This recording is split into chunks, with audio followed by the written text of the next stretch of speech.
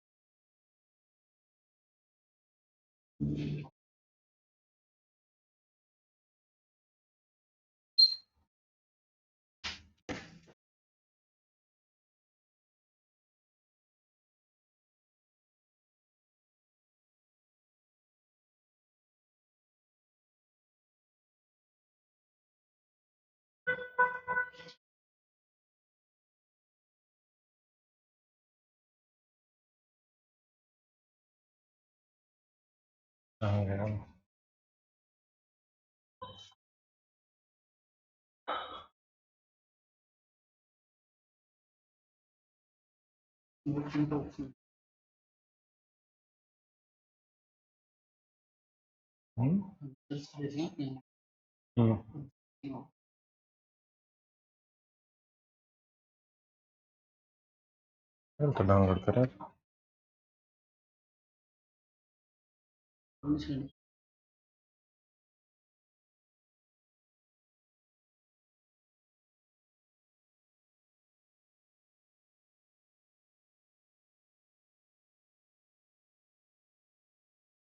चलो फिर अगली क्लास में देखें। कोई नहीं, बाद में देखें। ओके, ठीक है। करें टेस्ट के लिए रेडी सारे? ठीक। पीवाईक्यू की पीडीएफ ऑलरेडी आपका एक फोल्डर है पीवाईक्यू वाला, उसमें सारे सब्जेक्ट्स की जा चुकी है। ठीक है, आप उसको एक बार देखिए। उसमें ईच एंड एवरी सब्जेक्ट जो आपका नहीं भी हुआ है वो भी जा चुका है।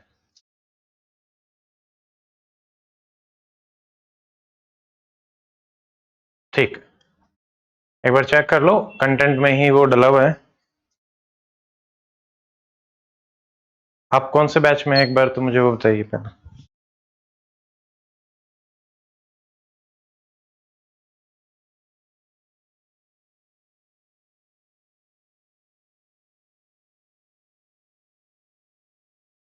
कॉपी पेन लेके बैठ जाओ सारे, ऑनलाइन भी कॉपी पेन लेके रेडी हो जाएं। स्पीड जो मेरी बोलने की स्पीड रहेगी उसके साथ साथ आपको अपना कोहेरेंस बनाना है, आंसर्स को अपना साथ साथ देखना है कि आप इसका क्या आंसर करना चाहते हैं। ठीक है, question number 1, regulating act 1773। Screen clear है? ज्यादा तो वाइट नहीं दिख रही स्क्रीन?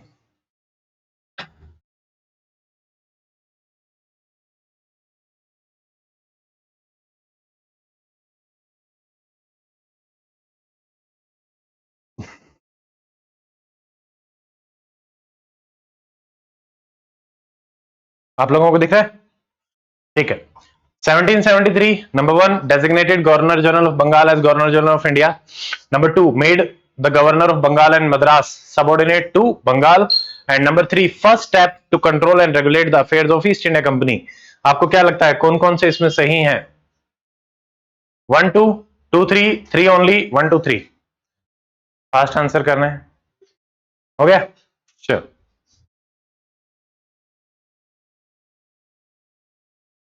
ठीक है, कोई नहीं, हमें एडीओ वाले में भी ऐड करवा देंगे। एडीओ में हमने पीवाईक्यू के लिए कोई भी वो नहीं करा था, बट ठीक है मैं ऐड करवा दूंगा। यूपीएससी वाला जो पीवाईक्यू की पीडीएफ है वो आपको मिल जाएगी। ठीक है, एडीओ में सिर्फ टेस्ट सीरीज है, बाकी चीजें नहीं थी। ठीक है, सेकंड देखिए, क्वेश्चन नंबर 2। अब ऑनलाइन भी थोड़ा सा फास्ट रखेंगे। ठीक है, which one of the following act introduce the concept of British possession and double government? तो आपके पास ऑप्शन है 1773, 1813, 1784 एंड 1833। आंसर करेंगे?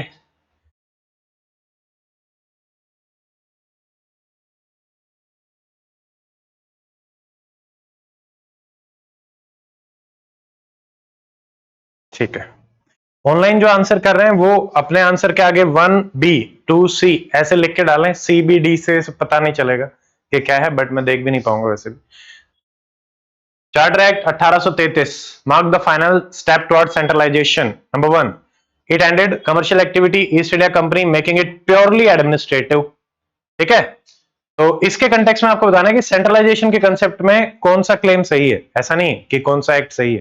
ठीक है, number 2, open competition for civil services, हो सकता है चीजें सारी ठीक हो बट आपको बताना है कि सेंट्रलाइजेशन में कौन सा है। ठीक है, third, governor general of Bengal को इंडिया बना दिया गया और उसको सिविल मिलिट्री पावर्स दे दी गई। Number D, separated for the first time legislature and executive functions of governor general council.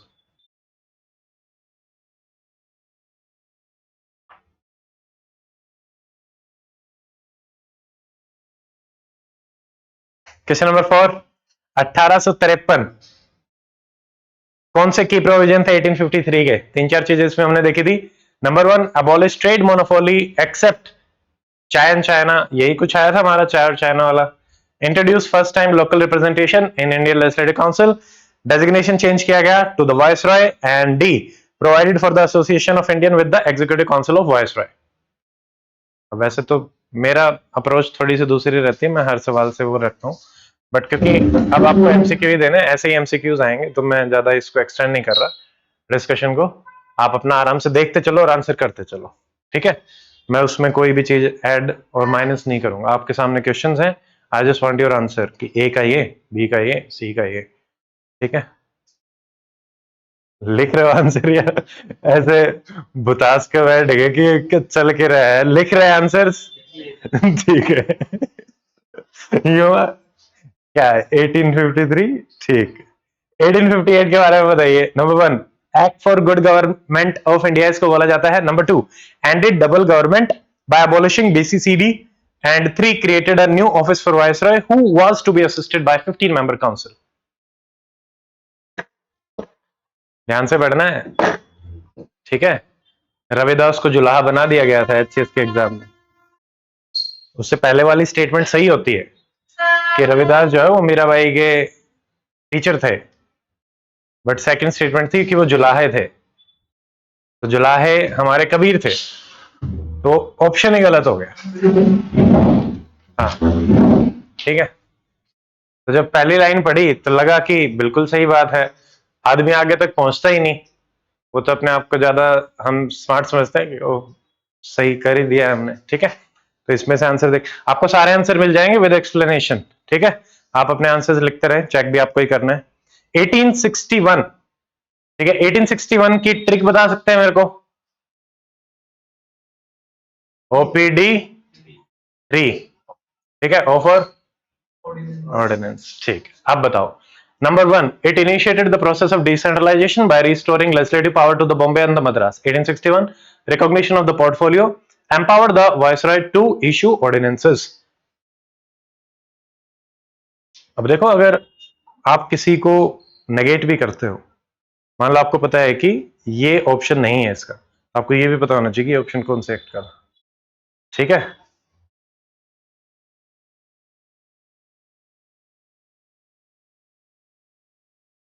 Seven, father of communal electorate, हमने दो देखे थे, communal electorate, communal awards. For introducing for Muslim separate electorate, lord Morley, lord Minto, lord Chelmsford and Ramsay MacDonald. Question number 7, 8, इनके तो जल्दी जल्दी answer करना है। The government of India act 1919, उससे first time introduce for the first time by this act. Number 1, क्या Dyer की, अब पहली बार पूछ रहे हैं, क्या डायर की पहली बार इंट्रोड्यूस करी गई थी? नंबर 2, और वो भी प्रोविंसेस में।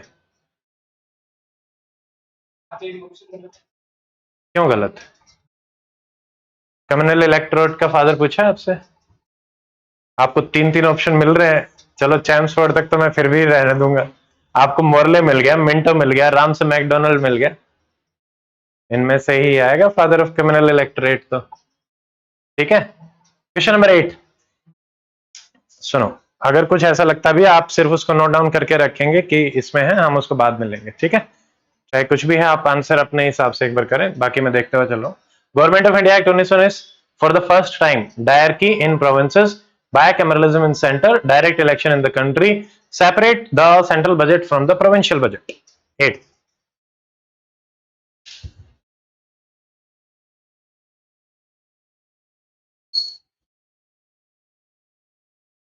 9. Simon Commission. Which one of the following statement is correct? देखो HPSC करेक्ट और इनकरेक्ट में भी खेलती है, ठीक है। यहाँ पे आपको करेक्ट मिलेंगे ज्यादातर, बट वहां पे इनकरेक्ट भी आपको इक्वली देखने को मिलेंगे, तो आप उसके हिसाब से ध्यान रखेंगे। हमेशा यहाँ पे जरूर फोकस करना है।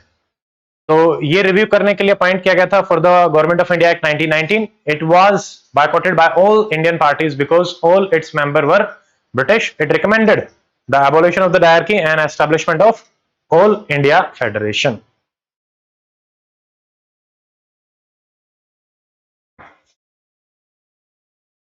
आप तो अपना ट्रू में खुद लिख लो 1 2 3 ऑल, ठीक है। 10th 1932 communal award announced by Ramsay MacDonald was a significant event that led to what? Dominion status to India, introduction of provincial autonomy, extension of separate electorate to depressed classes, setting up of Reserve Bank of India. 11th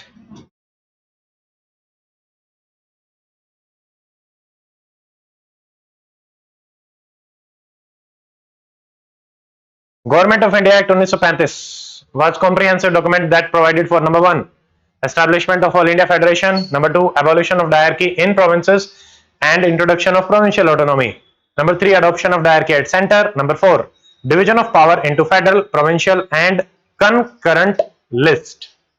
3 list 1935. एक भी सवाल ऐसा नहीं है जो आपको पढ़ाया नहीं गया, ठीक है। और चैप्टर वाइज क्वेश्चंस बनाए मैंने, हर चैप्टर से चैप्टर वाइज ही हम चलेंगे। चैप्टर 1 फिर 2 के आएंगे, फिर 3 के आएंगे।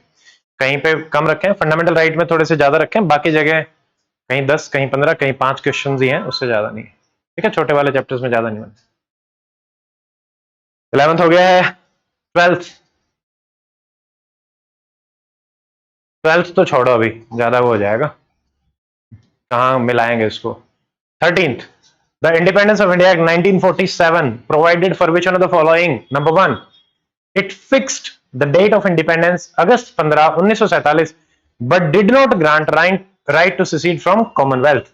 It empowered the Constituent Assembly to frame a constitution, but not to repeal any act of the British Parliament. Number 3, it abolished the office of Viceroy and provided for Governor General for each dominion. It mandated that all princely states must join either India or Pakistan. 1947.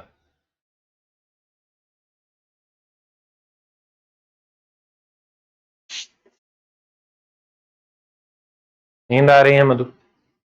खाना खा के आए हो? 14th Which act ended the activity of East India Company as a commercial और उसको completely administrative बना दिया गया, kind of like complete monopoly। कौन से एक्ट में abolish करी गई थी? 1813, 33, 53 या फिर 58?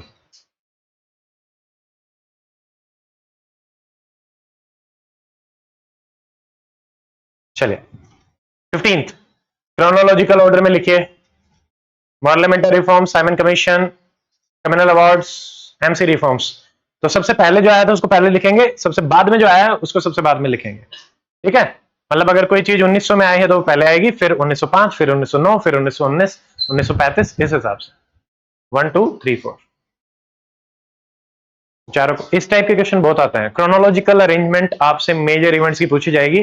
ज्यादातर जो ऑप्शन एसपीएससी पूछता है उसमें अगर आपको फर्स्ट और लास्ट भी पता है तो आपका काम चल जाता है, कि अगर मुझे ये भी पता है कि अर्लीस्ट कौन सा था और लास्ट कौन सा था, बट फिर भी थोड़ा सा वो ज्यादा आगे जा चुके हैं तो उसमें कई बार गड़बड़ भी करवा देते हैं। तो बट ये तो बहुत ऐसे हैं कि इनमें तो क्या ही करेंगे।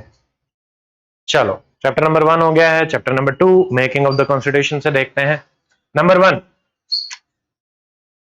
Demand for constituent assembly. The idea was first proposed by Jawaharlal Nehru in 1934। Number 2 British government accepted the demand in principle first time through August offer 1940। देखो ईयर भी गड़बड़ हो सकता है, मुझे नहीं पता। Number 3 cabinet mission 1940 was rejected by the Muslim League because it did not provided for two separate constituent assembly. तो इनमें से आपको बताना है कि कौन सी सही है, कौन सी गलत.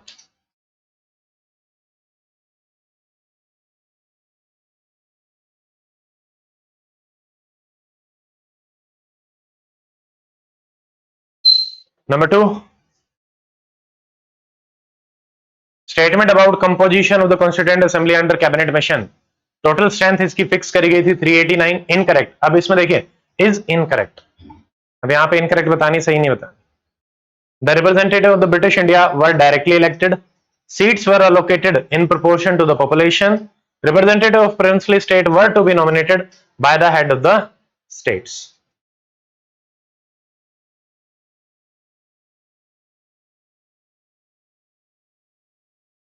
Third, with reference to the working, who among the following was the temporary president? जो कि एक ही मीटिंग में बने थे, उसके बाद उन्होंने इलेक्शंस करवाए थे. कौन है? Rajendra Prasad, Sachchidananda Sinha, GV Mavalankar and HC. Mukherjee.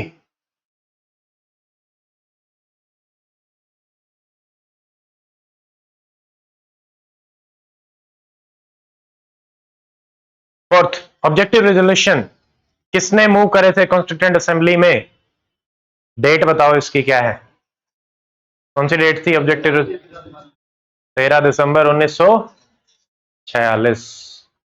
तो आप बताएंगे भीमराव अंबेडकर थे या पटेल थे या नेहरू थे या फिर Rajendra Prasad. Question number 5. After 1947, Constituent Assembly it became a sovereign body and also performed legislative function. जब ये लेजिस्लेटिव बॉडी मिलती थी तब इसको कौन हेड करते थे? प्रसाद जी, सिन्हा, मावलंकर या फिर Krishnamachari. Legislative body, as a legislative body जब मिलते थे तब कौन लीड करते थे? ये बताइए. पार्टीशन के टाइम पे बहुत सारी सीट आपकी पाकिस्तान में चली गई थी, तो आपको बतानी है जो स्ट्रेंथ थी. It was reduced to what number?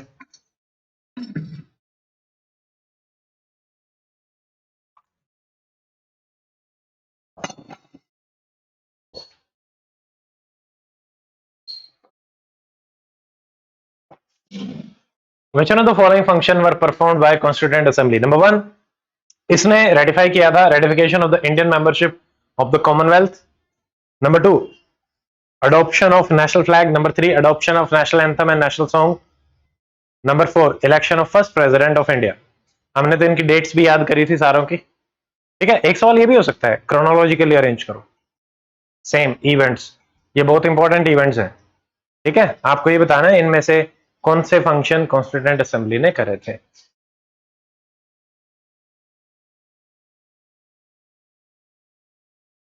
चलो इसको मैच करेंगे. Union power, provincial constitution, drafting committee and steering committee. कौन कौन है? वैसे तो चारों नाम अलग अलग ही हो गए, इसमें कंफ्यूजन वाली चीज तो ज्यादा रही नहीं.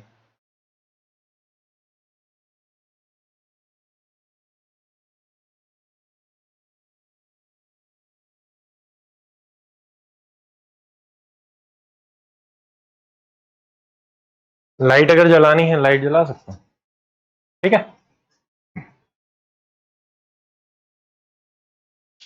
चलो क्वेश्चन नंबर 9.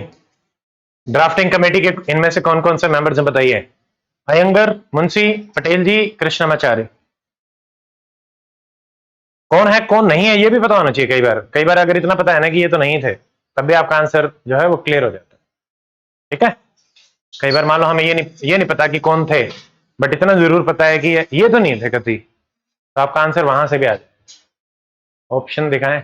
ऑप्शन तो मैं बोलते हुए चल रहा हूं, आप दिमाग को थोड़ा सा ऐसे भी ट्रेन करना पड़ेगा. आप सुन रहे हैं ऑप्शंस को, तो उसी टाइम आप आंसर करो. ठीक है, दोनों का एक आधा क्वेश्चन छूट भी जाता है तो डोंट वरी, आपको पीडीएफ भी जैसे ही क्लास खत्म होगी उसके बाद अपलोड कर दी जाएगी, उससे पहले तो नहीं करेंगे. ठीक है, आप आराम से देख लेना, कोई भी सवाल अगर मिस होता है तो. देखिए 10th, the constitution of India जो 26 नवंबर 1949 को अडॉप्ट किया गया था, आपको ये बताना है क्या उसमें प्रीएम्बल था, कितने आर्टिकल्स थे, कितने शेड्यूल्स थे? 395 article, 12 schedules. 448 article, 12 schedule and a preamble. 395 article, 8 schedule. 395 article, 8 schedule but no preamble.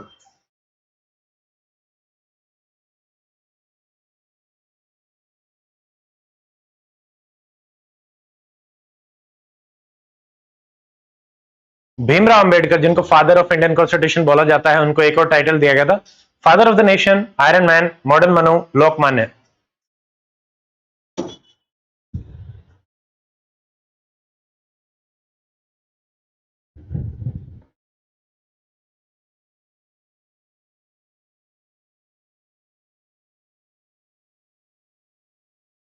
Twelfth, the major part of the constitution जो है वो तो 26 जनवरी 1950 का आया था। ये डेट ही क्यों चूज करी गई थी? क्योंकि इस डेट को क्विट इंडिया मूवमेंट स्टार्ट हुआ था 1942 को, क्योंकि एक ऑस्पिशियस दिन था, क्योंकि हम एनिवर्सरी बना रहे थे of adoption of constitution. It commemorated the declaration of Purna Swaraj in 1930।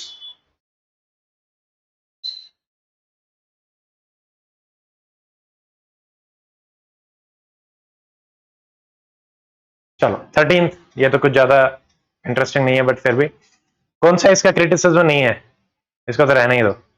14th, who among the following was constitutional adviser. ये ऑलरेडी यूपीएससी में पूछा गया है, ज्यादातर सवाल पीवाईक्यूज में आए ही हैं आपके, ठीक है। बताओ कौन है जो आपके कॉन्स्टिट्यूशनल एडवाइजर थे? अंबेडकर, बीएन राव, अयंगर, या फिर प्रेम बिहारी नारायण रायसदा? हर एक का ये भी पता होना चाहिए ये क्या थे, ठीक है।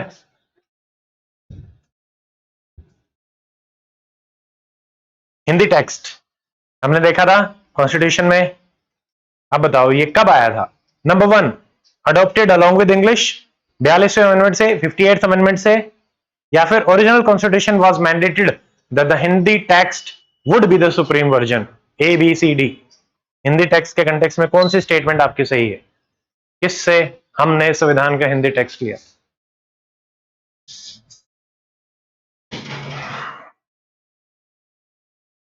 ठीक है, चले, खोना नहीं है, वापस आ जाओ।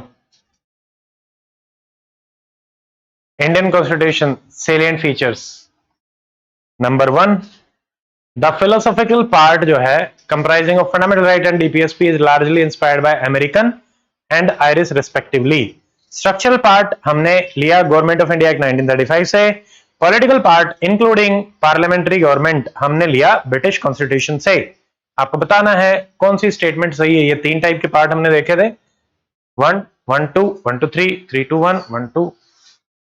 क्या चीज सही है? 10 सेकेंड मैं पॉज रखूंगा अपने दिमाग में, ताकि सब लोग थोड़ा थोड़ा सा कंफर्म कुछ नहीं करने वाला मैं, ठीक है। आपको आंसर्स मिल जाएंगे, कोई डाउट हो तो आप अगली क्लास में मेरे से पूछ सकते हो, ठीक है। जो जा रहा है जाने दो, दोबारा देख लेना। क्वेश्चन नंबर 2, देखिए, Indian constitution is described as federal system with unitary bias. Which one of the following are considered unitary feature of Indian Constitution? क्या रिटर्न कॉन्स्टिट्यूशन यूनिटरी है? क्या सिंगल सिटीजनशिप? क्या इंटीग्रेटेड जुडिशरी? क्या appointment of the state governor by the centre? या फिर बायकैमरलिज्म? अच्छा question है, बताइए। ऑप्शंस को छोड़िए, आप तो अपने आंसर लिखो कि मेरे आंसर हैं ये। आप एबीसीडी छोड़ो, आपको तो ट्रू फॉल्स की फॉर्म में आंसर करना है। क्या आपको 1 लग रहा है, 2 लग रहा है? जो लग रहे हैं यूनिटरी लिख दो, 2 3 4 5 6।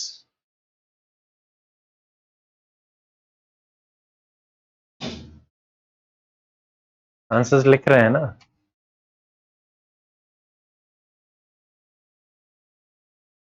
ठीक है,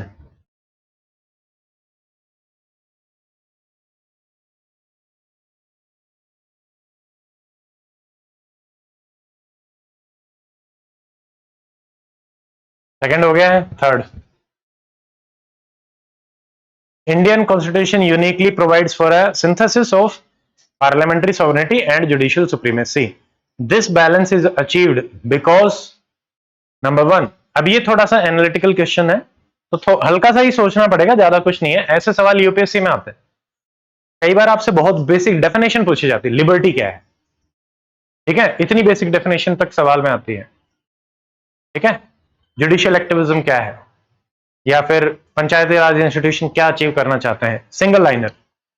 तो ये हमें पता होना चाहिए कि ऐसा हम क्यों कहते हैं, बिकॉज पार्लियामेंट, ये ऐसे भी आ सकता है, 2 स्टेटमेंट देखे, statement 1, statement 2, statement 1 is correct, it explains 2, ऐसे भी फॉर्मेट में बनेंगे, बट एसेंस वही होती है सबकी। कि parliament can amend any part without any limitation while supreme court can strike down any law. Supreme Court can declare parliamentary laws as unconstitutional through the power of judicial review, while Parliament can amend major portion of the Constitution through constituent power. Number 3, the President holds the final authority to resolve any conflict between both of them. Number D, fundamental rights are absolute and cannot be amended by the Parliament under any circumstances. ठीक है, चलो इसको तो अभी हम ले लेते हैं ज्यादातर, क्योंकि इसमें हो सकता है कि हल्का सा सोचने वाला है. क्या आंसर लग रहा है आपको? A B C D. Online बताएं. 3 का आंसर क्या लग रहा है? A B C D. क्या बी? ए कितने लोग कह रहे हैं? सी कितने लोग कह रहे हैं? डी कितने लोग कह रहे हैं? डी. D for dog. और बी? ठीक है, B. B is correct answer.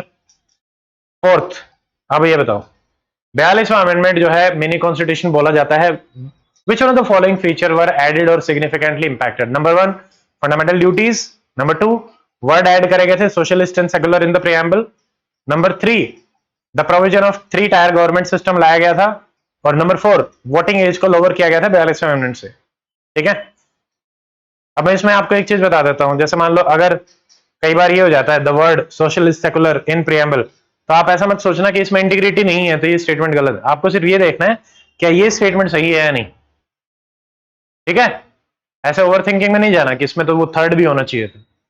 ठीक है, आप सिर्फ ये देखो कि 42 से क्या ये दोनों आए हैं या नहीं है.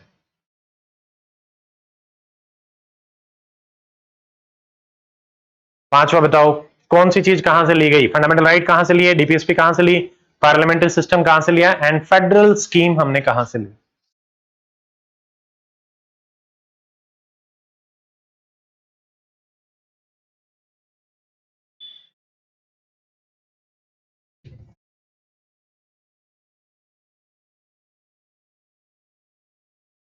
Simple, preamble. Consider the following statement. Number 1, ये बेस था ऑब्जेक्टिव रेजोल्यूशंस पे जो कि मूव किए थे नेहरू ने. देखो कई बार, जैसे अभी हमने थोड़ी देर पहले एक सवाल देखा था ऑब्जेक्टिव रेजोल्यूशन वाला, आपको पेपर में भी 1-2 सवाल ऐसे मिल जाते हैं जिनका आंसर कई बार आगे मिल जाता है. ठीक है, 1-2 सवाल होते हैं कि वहां पे अगर उसका आंसर नहीं मिल रहा तो वो कहीं आगे ऑप्शंस में या कहीं फिट सा बैठ जाता है. The term socialist was part of original preamble जो कि अडॉप्ट किया गया था. And preamble is neither the source for the power nor prohibition upon the power of legislatures. तो इनमें से आपकी कौन सी स्टेटमेंट सही है, आपको ये बताना है. प्रीएम्बल.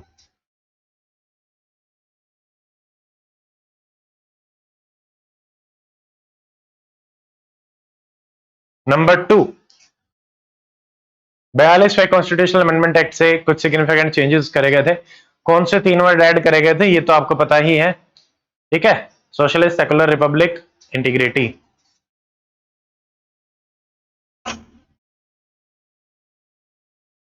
नंबर 3, प्रियम्बल के लिए कौन सी स्टेटमेंट करेक्ट है? बर्बरी यूनियन में कोर्ट ने कहा था कि preamble is an integral part of constitution. बिल्कुल सही. ठीक है, number 1. Number 2, preamble is justiciable meaning its provisions are directly enforceable in the court.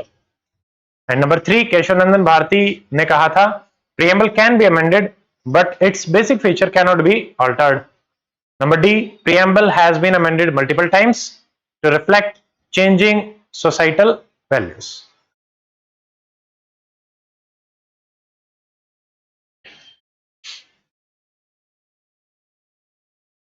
Number 4, preamble declares India to be a sovereign, socialist, secular, democratic republic.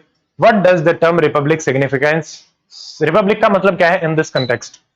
Number 1, head of the state is elected, not a hereditary monarch. क्या ये है या नहीं है Republic का? Number 2, political sovereignty is vested in the people. Number 3, all the public offices are open to every citizen without any discrimination. ठीक है, जरूरी नहीं है कि 2 आंसर हो, एक भी हो सकता है. ठीक है, 1 only, 1 2 2 3 1 2 3.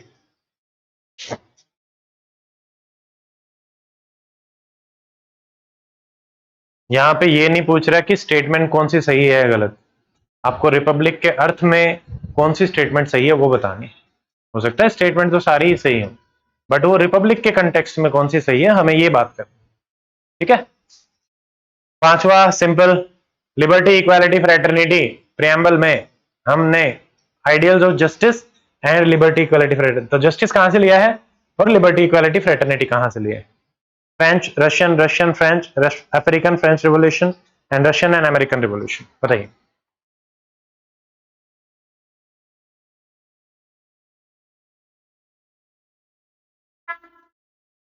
Union of states, next chapter. Article 1 describes India as a union rather than federation. So, according to the Bhimrao Ambedkar, this phrasing was deliberately chosen to signify what? Number one, Indian federation is the result of agreement among the state. Number two, the states have no right to secede from the federation. क्यों हमने इसको ऐसा बोला कि it is a union of state rather than federation? But India is a federal country. Federalism is the basic structure. ठीक है, ध्यान रखें।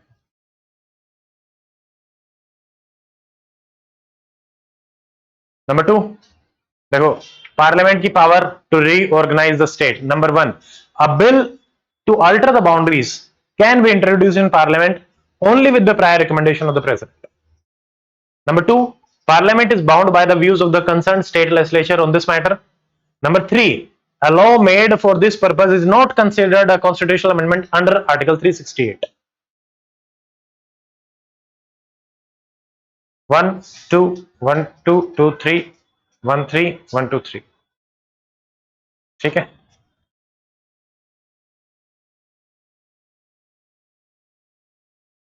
हमेशा अपना जो आंसर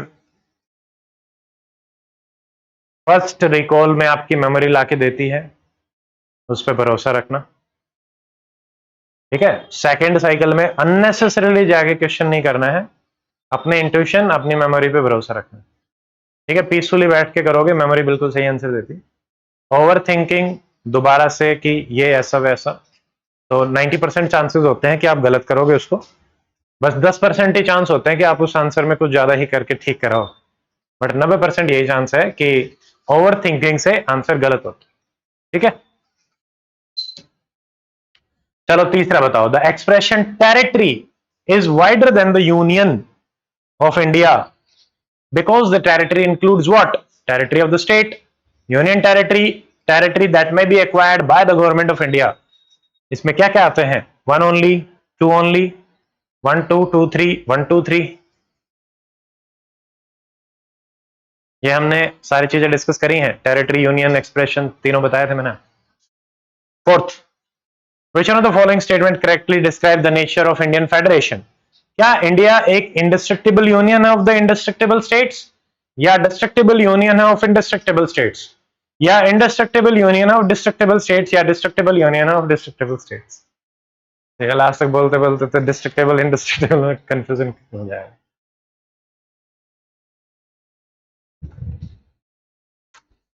नंबर 5, क्रोनोलॉजिकल ऑर्डर में आप अरेंज करें, हरियाणा, नागालैंड, गुजरात, तेलंगाना, ये पहले कौन सा बना, फिर हम कहां गए थे, फिर हम कहां हैं, फिर हम इधर गए, फिर हम उधर गए, कुछ तो हमने ऐसे ऐसे कुछ तो किया।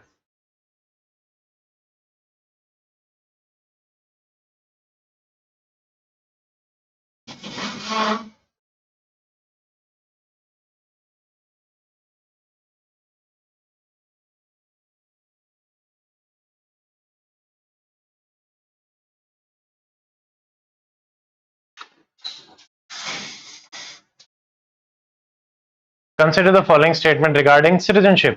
Number 1, Indian Constitution provide for single uniform citizen for whole of the country. Number 2, in India, both citizen by birth and naturalized are eligible for the office of president. Number 3, detailed provision for acquisition and termination of citizenship after the commencement are laid out in part 2 of the constitution itself. Good question. Important provisions बताइए। सवाल जहां तक मैं मान के चल रहा हूं, ठीक है, जो अभी तक का एक्सपीरियंस है, 2 नवंबर को लगभग आपको इन्हीं लाइंस पे देखने को मिलेंगे। ठीक है, क्योंकि अब पिछले 1 साल में इन्होंने काफी चीजें चेंज करी हैं, तो मुझे मतलब फैक्ट और दोनों का बैलेंस सा मिलेगा। अभी जो आप रीसेंट पेपर्स देखेंगे ना, उन्होंने एग्जैक्टली इस टाइप के सवाल आए स्क्रीनिंग टेस्ट में। अभी हॉर्टिकल्चर वाला हुआ था, भले ही टॉपिक्स अलग हो, बट जो पैटर्न ऑफ क्वेश्चंस है वो बिल्कुल इन्हीं पैटर्न्स पे चल रहे हैं। ठीक है, ना ज्यादा फैक्चुअल्स में जा रहे कि सब फैक्चुअल ही पूछ लिए, मतलब बैलेंस सा बना के चल रहे हैं। आसान भी पूछे जा रहे हैं, मीडियम भी पूछे जा रहे हैं, कुछ टफ भी पूछे जा रहे हैं।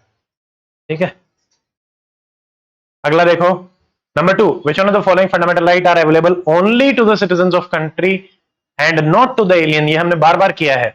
आर्टिकल 16, 21, 19, 25।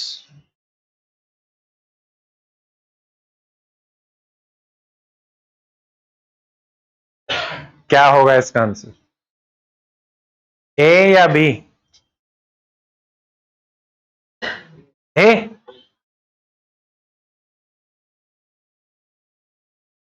ठीक, number 3, citizenship act 1955 prescribes several way of acquiring citizenship. इसको तो छोड़ो, समझ जाओगे कि इफ ये हमने जो कंडीशन दी थी ना, बस डेट वो है। अब आपको ये बताना है कि वो कंडीशन कौन सी है। At least one of their parent is citizen, both are citizen, one is citizen और another is illegal migrant, not an illegal migrant. They have resided in India for 7 years, birth is registered with an Indian consulate. तो 2004 के बाद आपको, आप 2004 छोड़ दो, इनमें से कौन सी चीज आपको ठीक लग रही है वो देख लो बस।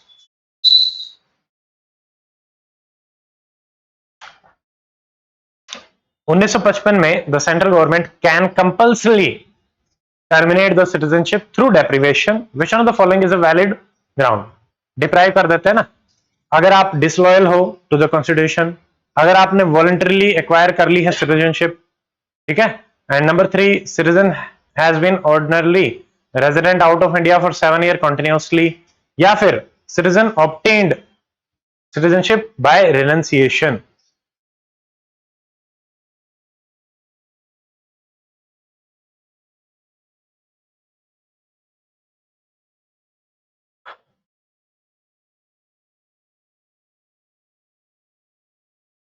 OCI card holder, number 1, it is a form of dual citizenship granted to person of Indian origin. OCI card holder enjoy all fundamental rights, including right to vote. OCI have parity with NRI in all the matters, including acquisition of agriculture property. OCI card holder are not eligible to hold constitutional offices such as president and vice president.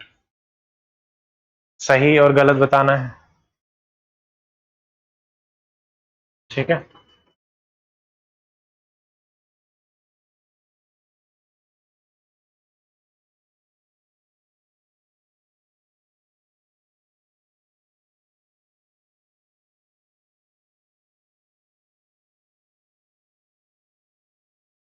Fundamental rights, इसको last में लेंगे।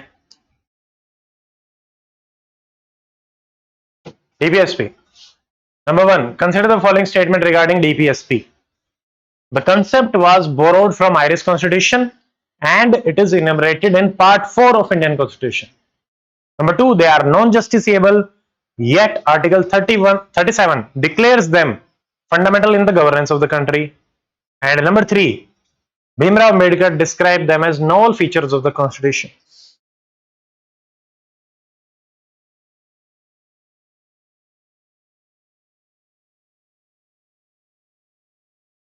Second, Gandhian में क्या क्या आएगा? Number 1, village panchayat.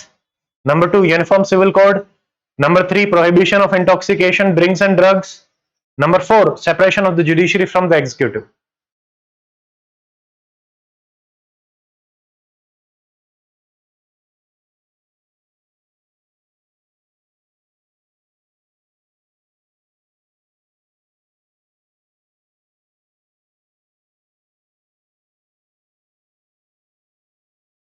Third, 42 से added करी गई डीपीएसपी कौन कौन सी थी? ठीक है, हमने ट्रिक से भी याद किया।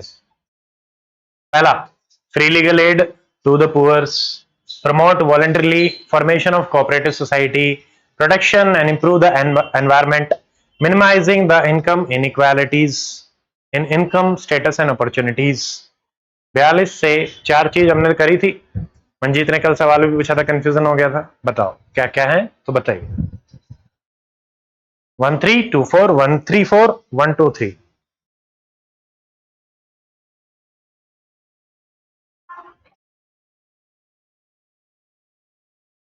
Number 4, with reference to the conflict between fundamental right and DPSP, what is the current position established by the Supreme Court?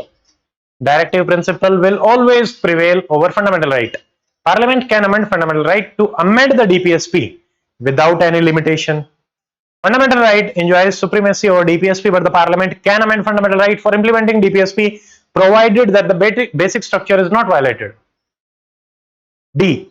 Only DPSP mentioned in Article 39 can be given privacy over all the fundamental rights. ठीक है?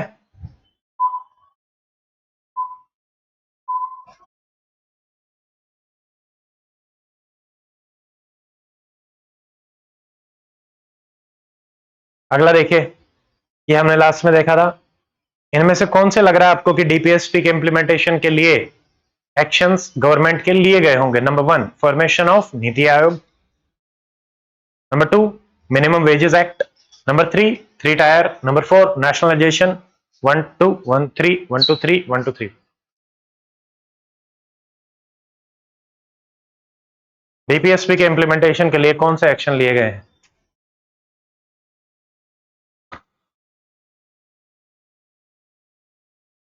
Fundamental duty. Consider the origin and nature. Number 1, the original constitution included the comprehensive list of the fundamental duty. Number 2, inspiration was drawn from Constitution of USSR. Like the fundamental rights, they are justiciable and directly enforceable by the court.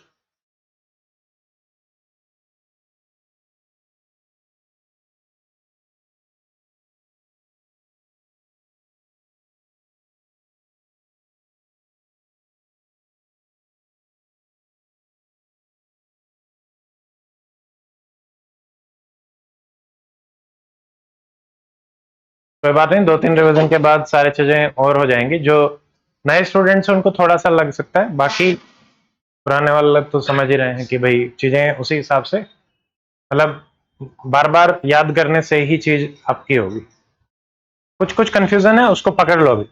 Practice का यही मतलब होता है कि हमें ये समझ में आ गया कि हमारा ये गैप है, उस पर ज्यादा वर्क किया जाए, और जो ठीक हो गया उसको छोड़ा जाए, उसको फिर बाद में ही रिवाइज करेंगे।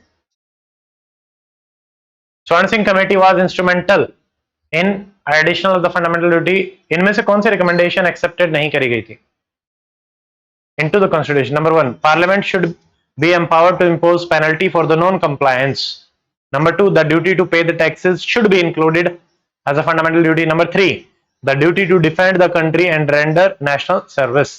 And number 4, no law imposing a penalty for non compliance should be challenged in the court.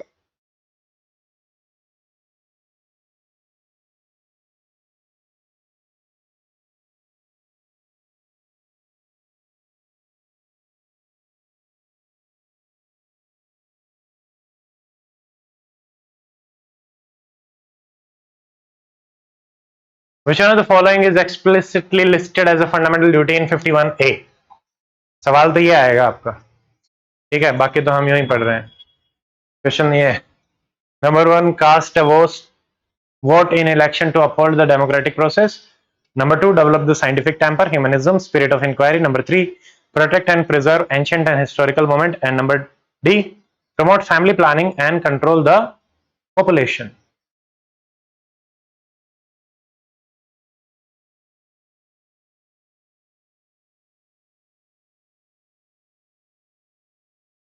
Family planning का कुछ था क्या हमारे पास? फैमिली प्लानिंग की भी हमने नहीं पढ़ी थी। और ए पढ़ी थी क्या? ए भी नहीं था, तो इसमें मे बी ऑप्शन में थोड़ा सा हो जाएगा, उल्टा हो गया क्या? अच्छा अच्छा, ठीक है, ओके, अच्छा एक ही पूछा है मुझे, ठीक है समझ, ये भी गया, ठीक, okay.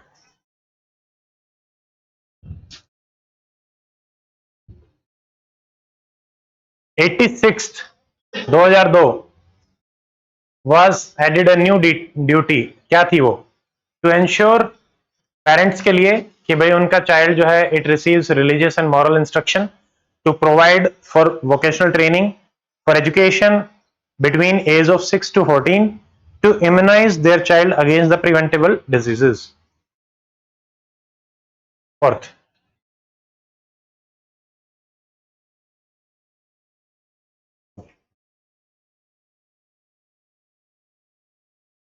Fifth. Which one of the following legal provision has been identified by the Verma Committee 1999 are being placed in place for the implementation of fundamental duty? क्या इनमें से कौन सा बनाया गया है? Insult, prevention of insult to national honor, protection of civil right, RPA, Forest Act.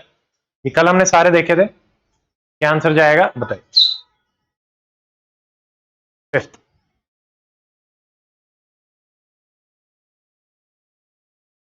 1 1 2 1 3 1 4 1 2 3 4 2 3 4.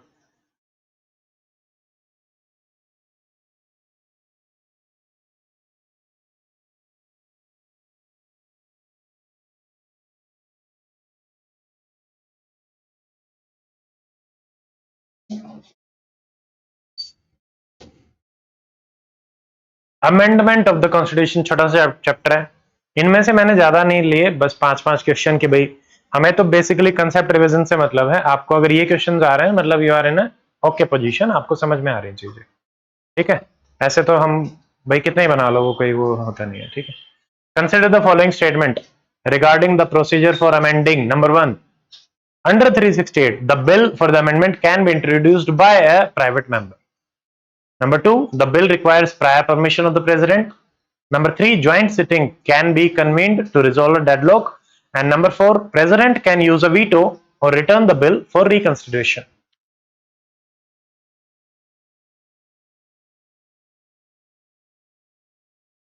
Options देखेंगे.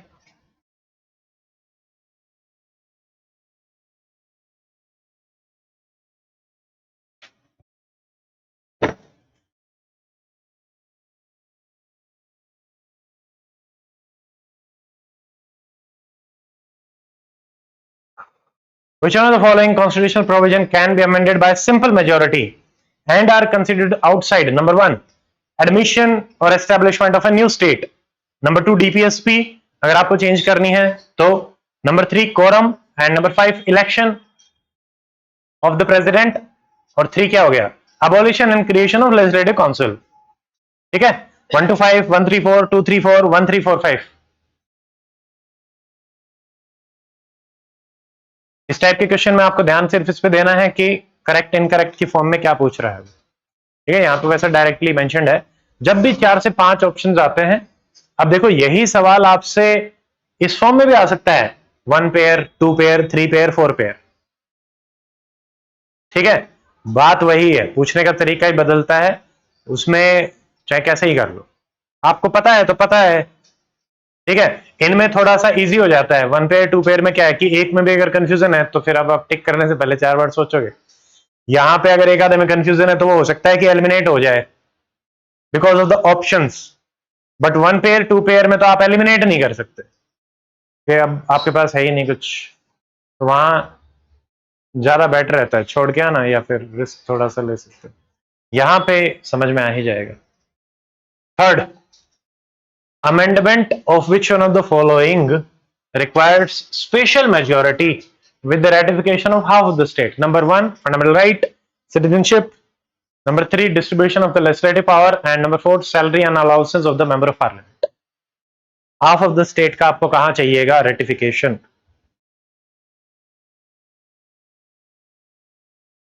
सवाल एक है, बट इसके अंदर जितने प्रोविजन है आपको आने चाहिए, ठीक है। ये टाइप है, अब इसमें ऑप्शन चेंज होंगे, बस क्वेश्चन इसी फॉर्मेट में ही आपको बनेगा। Fourth, the procedure for amending the constitution has been criticized on several grounds. तो ये कौन सा इसमें है, इसको छोड़ो, अगला देखो। अब ये बताओ कि इनके लिए कौन सी मेजोरिटी चाहिए। अब हमने दो तीन टाइप की मेजोरिटी देखी थी, simple, special, special plus states.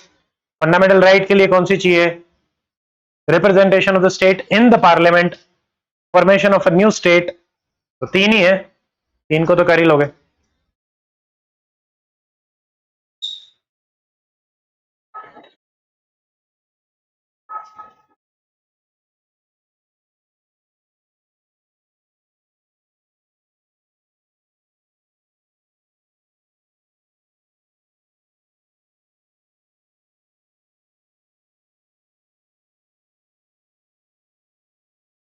चलिए,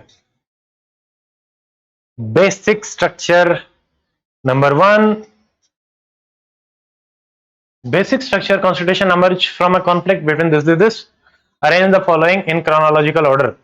देखो कल हमने याद करे थे, पहले कौन आई थी, कौन आई थी पहले, चंपा आई थी। फिर क्या हुआ था, घोड़ा फेंका गया था। फिर क्या हुआ था, केशवानंदन भारती। उसके बाद क्या आया था, मिनर्वा। ठीक है, बीच में शंकरी प्रसाद, और देखो अब शंकरी प्रसाद भी आता है, पहले आता है उससे। ठीक है, तो ये चार हैं, इनको क्रोनोलॉजिकली अरेंज करेंगे। Which one of the following case for the first time Parliament's power to amend the constitution is limited and it cannot alter the basic structure। ये पहली बार किस में बात करेगी, ये अच्छे इसमें सवाल आया था 2023 में जो पेपर हुआ था। देखो 1973 का है, तो जब 23, आप ये देखो 83, 93, 03, 23, लगभग 40 या 50 साल कंप्लीट हुए थे ना, 50 साल या जो भी। ठीक है, 25 तो वो हो गए, 25 वो हो गए। तो एक्सपेक्टेड था कि बेसिक स्ट्रक्चर पे सवाल आएगा। ठीक है, दो क्वेश्चन आए थे बेसिक स्ट्रक्चर से सीधे, और एक तो सिंपल यही क्वेश्चन आता है, वो एक उससे लिंक करते हुए जुडिशियल रिव्यू का भी। Supreme court has identified several elements as part of basic structure, which one of the following has been explicitly recognised as such. अब हमने लिस्ट देखी थी कल, उनमें से अब बताओ कौन कौन से हैं। क्या जुडिशियल रिव्यू है, सेकुलर करेक्टर है, harmony between fundamental right and DPSP है क्या, पार्लियामेंट्री सिस्टम है क्या, एंड सोशलिज्म है क्या। 1 2 3 4 5, इनमें से कौन सा बेसिक स्ट्रक्चर बताया गया है by the supreme court.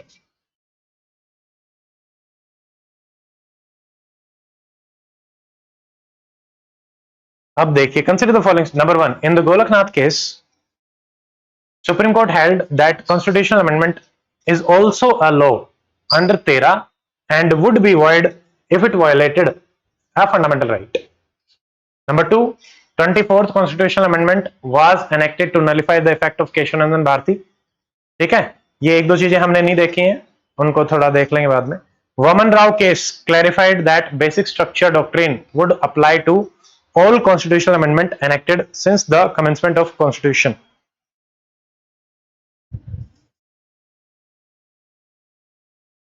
Vaman Rao में डेट दी गई थी, जो हमारा 1973 वाली आती है ना, 23 अप्रैल या 24 अप्रैल, वो डेट दी गई थी कि मैंने आपको बताया था फर्स्ट अमेंडमेंट में 9th शेड्यूल ऐड हुआ, तो 9th शेड्यूल में किसी को भी डालते थे वो जुडिशियल रिव्यू से बाहर हो गए, पर उन्होंने कहा कि कट ऑफ डेट रहेगी केशवानंदन भारती की। वो चीज आई थी वामन राव केस में। ठीक है,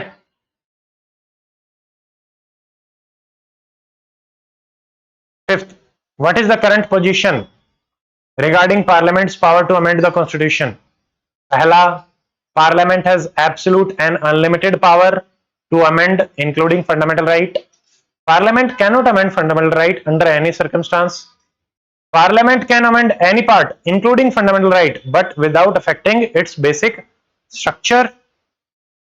D, Parliament's amending power is limited only by the procedural requirements laid out in Article 368. C या D? C। ठीक है, कई बार क्या होता है, जब वैसे आपको हमेशा लास्ट ऑप्शन तक जरूर पहुंचना है, कभी भी मिस मत करना। और कई बार जैसे 368 और वो देख के, अब ऐसे सवाल में जब मैं इस सवाल को बना रहा था कल रात को, तो मुझे मतलब ऐसे पता सबको आंसर सी है, बट जब मैं इसको देख रहा था, समझ रहा था, तो मुझे लगा कि यहाँ पे आके एक बार के लिए दिमाग ओवर थिंकिंग में जा सकता है कि यार इसने दिया है, ये तो सब पढ़ते हैं, ये तो सबको पता है, ये होगा इसका आंसर, मैं ज्यादा शाना हूं, होता है ऐसा। ठीक है, मैं जब इसको कर रहा था तो मुझे लग रहा था कि फोर्थ पे मार्क कर दूं क्या। बट पॉइंट इज, ऐसा मन करता है, आपको उस मन को कंट्रोल करना है। ठीक है, अपने आप को ना ज्यादा शाना समझना है ना बेवकूफ समझना है, और जो पढ़ा है उसी में से निकाल के आंसर्स करके आना, दैट्स इट। ठीक है, over thinking will cost you right answers. ठीक है, चलिए फंडामेंटल ड्यूटी वाले देख लें अब।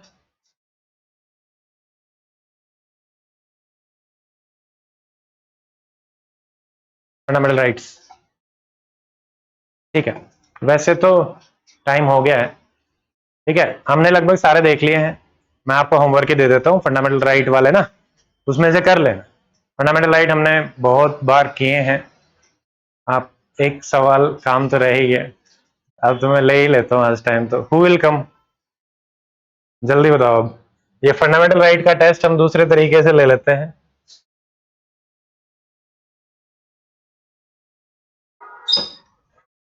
एक सेक्शन में आप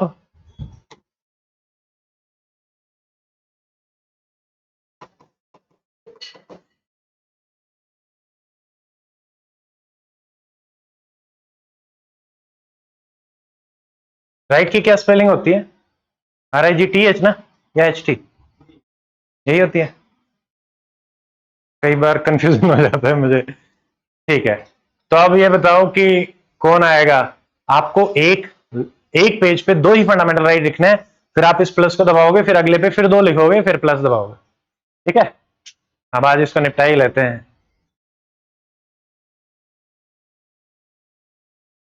अब मैं तीसरी बार पूछूं, कौन आ सकता है? सारे ही लिखने हैं? जिसमें हिम्मत है आ जाओ, आपको सपोर्ट करेंगे, हम भी करेंगे, मैं भी करूंगा, सारे लोग हैं, आ जाओ। ठीक है, जो नहीं आता है बाकी लोग सपोर्ट करेंगे। ठीक है, आप इसको लें और अपना नाम हल्का सा इंट्रोडक्शन में दे सकते हैं, just for our online students, और बाकी आप अपना स्टार्ट करो, साथ में बोलते हुए चलोगे कि 12 ये है, 13 ये है, और जितनी चीज याद आती जाए ना, अपने दिमाग में जो कुछ याद आता जाता है आप आराम से शेयर करो एंड आंसर इट। आपको जो पूछना है आप पूछ लीजिए। ठीक है, ठीक है सर।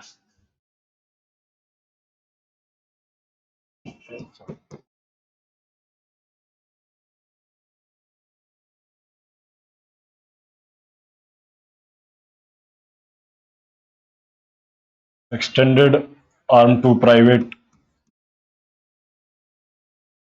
कोई भी स्ट्रक्चर हो जैसे LIC और NGC, वो आपने इसमें आर्टिकल 13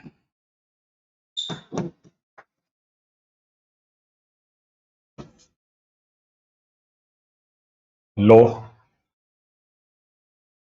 इसमें दो आते हैं। इसका सर थोड़ा सा कम जाएगा, जुडिश। आप लोगों को पूरी आजादी है, आप सपोर्ट कर सकते हो, बट ये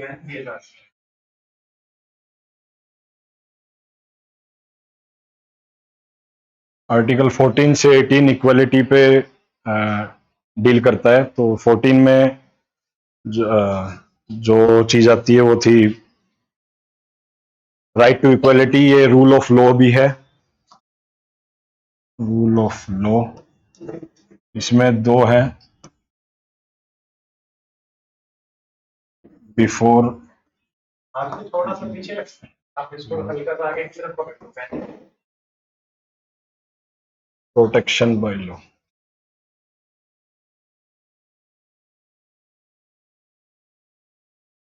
इसमें जो प्रेसिडेंट है और गवर्नर है उसको क्रिमिनल चार्जेस के अगेंस्ट फुल रिलीफ, मतलब रिलीफ कह सकते हैं उसके, जो प्रेजेंट में है उसको छोड़ सकते हैं क्रिमिनल।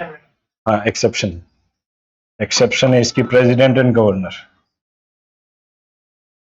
मैंने आप सिर्फ टाइटल बताते चले, और जो एक आधी चीज याद आ रही है ना,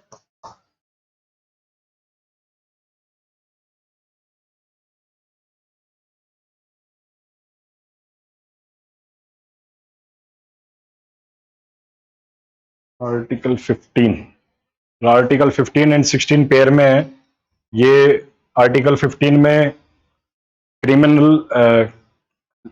एक्ट ऑफ क्रिमिनल्स हैं और आर्टिकल 16 में प्रोटेक्शन फॉर अरेस्ट टाइप था सिस्टम इसमें।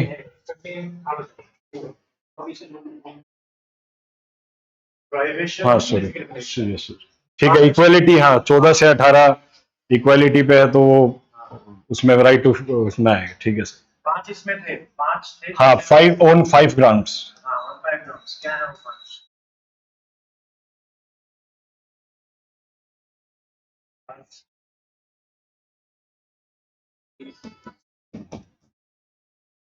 प्लेस ऑफ बर्थ,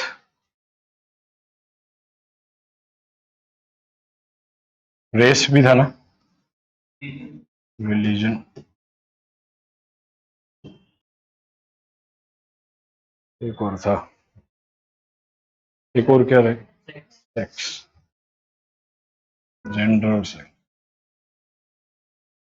जो 16 है उसमें 6 ग्राउंड है, इसमें एक ऐड हो जाता है, वो है डिसेंट। इसका एक्सेप्शन था शायद आंध्र प्रदेश, रेजिडेंस के बेसिस पे।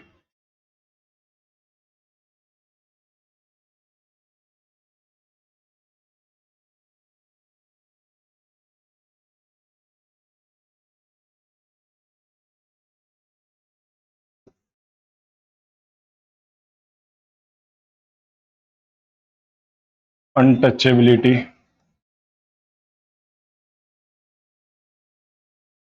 और इसी के साथ में पेयर में आर्टिकल 18 में था अबॉलिशमेंट ऑफ टाइटल। नेक्स्ट कौन आना चाहेगा? राहुल।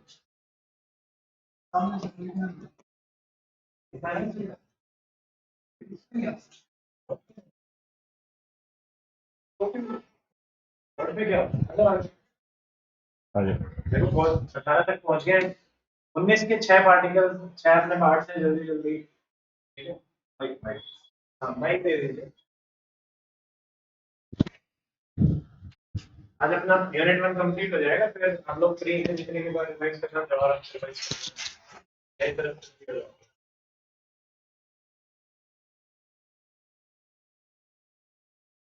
6 ग्राउंड्स पे है। पहला तो है स्पीच, सेकंड है असेंबली, थर्ड है एसोसिएशन, एंड फोर्थ है कि कहीं मूव करेंगे, ट्रेवल करेंगे, एंड फिफ्थ है हम कोई ऑक्यूपेशन करेंगे, रिसाइड करेंगे, एंड फिर आर्टिकल 20 इसके अंदर है कि भाई जैसे ड्वेल जियोपार्डी हो गया, और सही जा रहा है, थोड़ा तेज बोलो, करनाटक के अक्षर। और इसमें नो एक्स फैक्टो सारे लिखने हैं सर। 3 ही तो है। तो कितने हैं? 1 2 3 सेल्फ इंक्रीमेशन। सेल्फ इंस्क्रिमेशन है। 21 में राइट टू लाइफ है, और इसके अंदर बहुत सारे एक्सटेंड हो रखे हैं, जैसे स्लीप भी इंक्लूड है, और इसी के अंदर ये भी आ जाता है कि भी एनवायरनमेंट ठीक मिले हमें, और इसी के अंदर ये आ जाता है कि भी हमें कहीं भी हम अपने जा सकते हैं, जो आउटसाइड ट्रेवल के लिए, और अब्रॉड ट्रेवल कर सकते हैं। 22 में है कि ये डिटेंशन के लिए है, मतलब अरेस्ट वगैरह के लिए। तो इसमें प्रिवेंटिव जो डिटेंशन है उसका तो 3 मंथ है, कि 3 मंथ तक पुलिस डिटेंट कर सकती है पहले ही। उससे ज्यादा अगर चाहिए तो हमें हाई कोर्ट के जजेस या फिर उसके इक्विवेलेंट जजेस की कमिटी से अप्रूवल लेना पड़ेगा।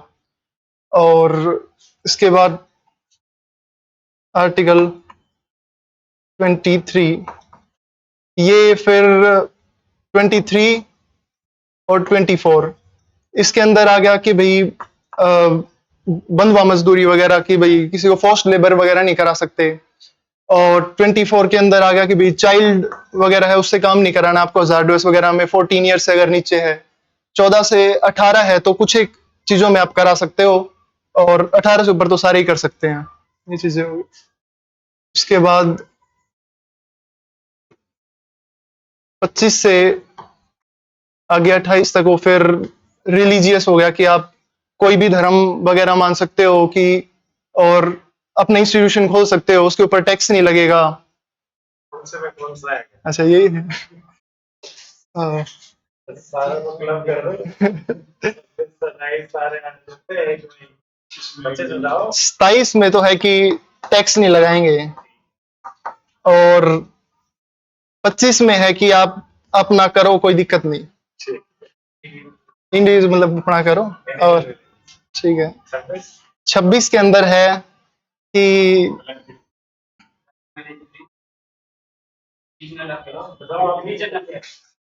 Collectively आप किसी भी उसको institution हाँ, अब सर और किसी की बात। सबको याद। हाँ अब तो हो गया।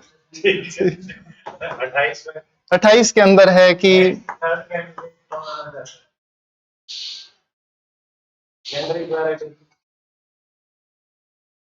आप आ जाओ, याद करें। हेलो हेलो, आ जाओ आ जाओ। 29 से 29 30 31 खत्म होने वाले हैं बस। यहाँ पे आओ, सपोर्ट करेंगे। बस 3 सेकंड काट दो, चल पड़े।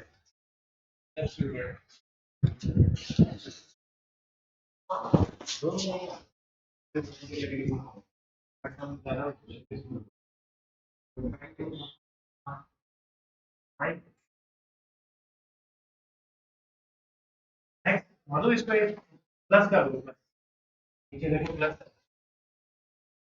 यस 29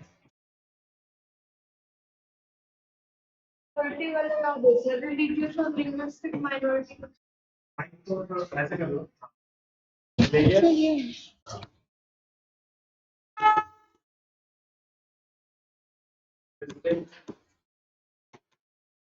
है 29 में शायद protection of right of minority कुछ करके, एग्जैक्ट मुझे याद नहीं सर। माइनॉरिटी तो दो ही टाइप के 30 में, रिलीजियस और लिंग्विस्टिक। 29 की एग्जैक्ट स्टेटमेंट याद नहीं इसको सर। बताया can protect any section of citizen, ठीक है। किस टाइप के इंटरेस्ट, ठीक है, language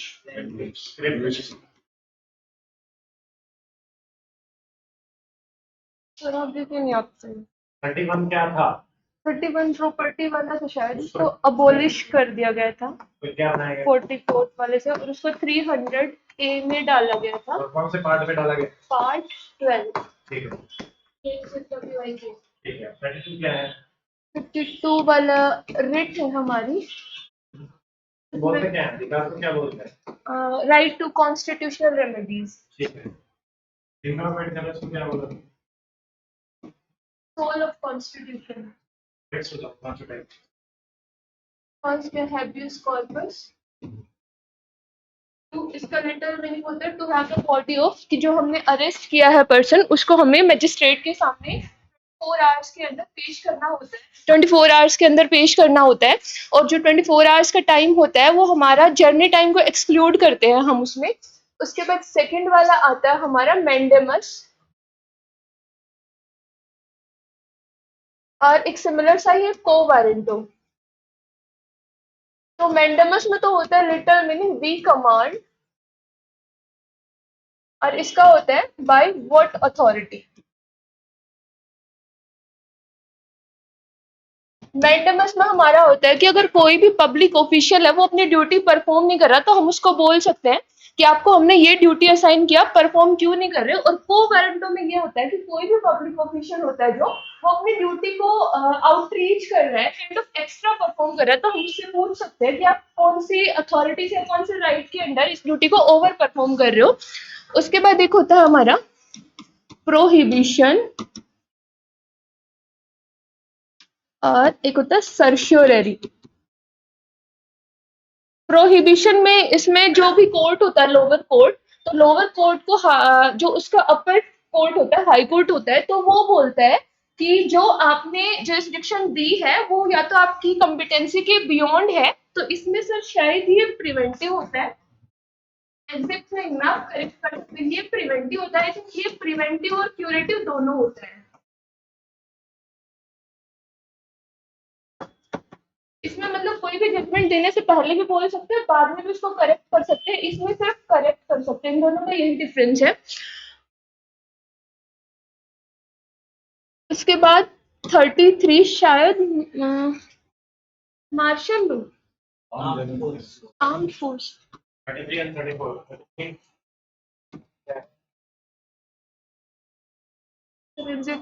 34 martial law.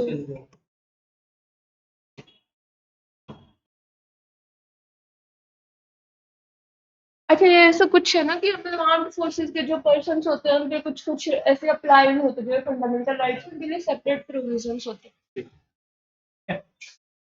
Thank you. चलिए, आज बाकी 2-4 चीजें हैं, वो कोई बात नहीं, टाइम भी काफी हो गया है। अब आपकी नेक्स्ट साइंस की क्लास रहेगी। रिट्स 32 का ही एक्सटेंशन हम मानेंगे। 32 में जो राइट टू कॉन्स्टिट्यूशनल रेमेडी है, तो उसी में जैसे सुप्रीम कोर्ट है वो 5 रिट्स के थ्रू उसको एक्सरसाइज करता है। Same goes with high court. High court में कौन से में है आर्टिकल में? वो 226। ठीक है, तो आज के सेशन में इतना ही, मिलेंगे कल। तो बाकी थैंक यू।